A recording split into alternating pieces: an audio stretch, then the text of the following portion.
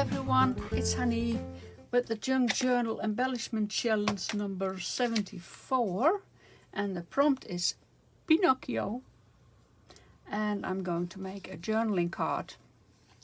Well, I found 4 cards with Pinokkio on it, one with Pinokkio on it, and the other ones, well, I don't know how you call them in English, but this is Geppetto, this is Stromboli, and this is Jantje Fatsoen en Sluw de Kater. And dit is Pinokkio en Jappie Krekel. I think that you call them different, but Pinokkio is Pinokkio, so that's clear.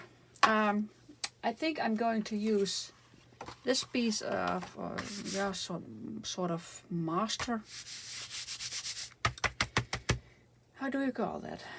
Well, I don't know, but I collaged this on a magazine paper, so this is the side you can write on, and maybe I'm going to use a piece of that. And I have my painty papers again. Well, I will choose one of them, of those, and then I'm going to make a journaling card with one or all the 4 cards.